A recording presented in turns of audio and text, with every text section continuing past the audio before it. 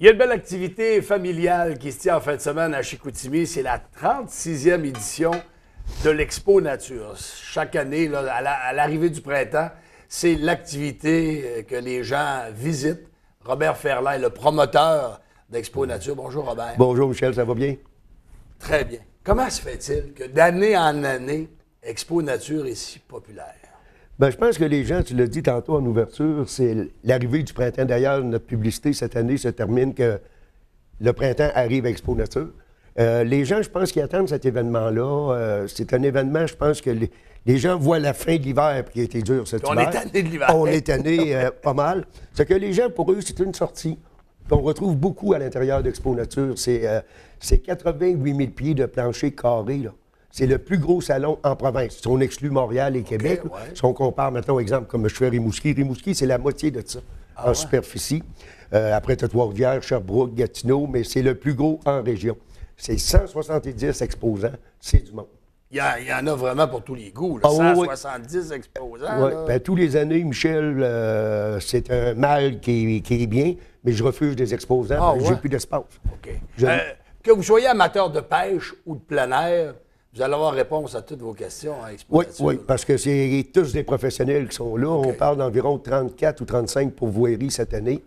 Dans le domaine du bateau, du nautique, VTT, roulotte, c'est tous des professionnels. Et surtout, j'insiste, c'est des gens de la place. Ce qui m'impressionne à chaque année, j'y vais régulièrement à Expo Nature, c'est l'étang de pêche. L'étang de pêche où on peut, c'est 1000 truites que vous allez... Les 1000 premières sont gratuites, mais c'est 2500 truites qu'on met dans le bassin de pêche. Puis quand on finit... Ils vont toutes sortir, les truites. Bon, il peut en rester une dizaine. Ah ouais? Oui, puis on fait le don aux Zoo de Falardeau, il vient les chercher pour ces animaux. Mais souvent, c'est une première capture, une première prise pour les enfants, là. J'imagine le jeune, 5, 6, 7, 8 ans, qui va pêcher. Et là, il sort sa première truite à vie. Là, là tu vois des sourires puis tu vois des pleurs. Quand c'est leur première truite, là, c'est beau à voir, ça n'a pas de bon sens. Alors, c'est une initiation qui est commensurable là, pour les jeunes. C'est ça, oui. Puis ceux qui s'occupent de l'étang de pêche, je tiens à les remercier. C'est l'association Chasse et Pêche de Chicoutimi, dont Claude Gaudreau en est le président. C'est des professionnels, même tellement qu'ils sont professionnels, ils sont avec moi à Rimouski depuis à peu près une dizaine d'années, qui viennent s'occuper de l'étang de pêche. Ils prennent le temps d'expliquer à l'enfant, puis c'est important parce que c'est sa première prise la plupart du temps, comment amorcer l'hameçon, comment décrocher la truite. Ils font ça, c'est très, très professionnel. Le pêcheur a besoin d'équipement, que ce soit l'équipement pour la pêche, que ce soit un camion, peu importe les équipements. Les exposants vont répondre à leurs besoins. Et il y a plein d'activités chez vous au cours du week-end. Ah oui, c'est rempli. Les gens, quand ils arrivent, là, la moyenne, c'est 3 heures à 4 heures qu'ils passent au salon. À ce point-là? Oui. Ah ouais, fait que tu t'ennuies pas. Ça, c'est samedi et dimanche? Jeudi, on rouvre les portes à 5 heures pour le public. Puis à vendredi à midi, samedi, dimanche à 9h30. OK. Et vous allez aussi avoir une nouveauté, les alpagas. C'est un animal domestique. Et ça va faire aussi beaucoup de curieux. Ça va faire courir les gens. Ça me fait l'impression que ça va emmener des gens comme on a vécu au Zoo de Falardeau. Quand le Zoo de Falardeau était présent, il y a eu 2 ans. Mais à un moment donné, il faut arriver toujours avec du nouveau aussi. Okay. C'est beau voir un lynx, c'est beau voir une panthère, mais après 3, 4 fois ou 2 fois, tu n'iras pas au Zoo Saint-Félicien ou au Zoo de Falardeau 10 fois par été. Tu vas y aller peut-être une fois ou 3, 4 ans. C'est que toutes les années, on essaye d'arriver avec une nouveauté. Comme l'année passée, c'était du Kazoo. Disons que ça l'a tiré moins que le Zoo de Falardeau. Cette année, c'est les alpagas. Ça, j'ai bien compris. Ça, les alpagas, ça vient du Zoo de Falardeau? Non, les alpagas, c'est la ferme Les Alpagas, là. C'est vrai, il y a une ferme qui... Oui, mais Claude, justement, il m'a appelé ce matin. Vous allez en avoir combien, les alpagas? On va en avoir entre 4 et 5. À 4 et 5? Oui. C'est un animal qui est... Quelle grosseur, à peu près? Disons, c'est la grosseur, je dirais à peu près... J'ai de la misère à l'identifier. Je vais oublier de te répondre.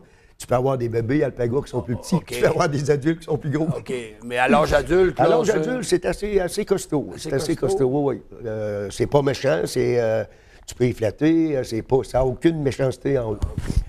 Il y a des activités, de l'animation, des clowns. Oui, il y a des clowns, on maquille les enfants gratuitement. Après ça, des paniers de ballons, puis là, ça amuse les enfants. OK.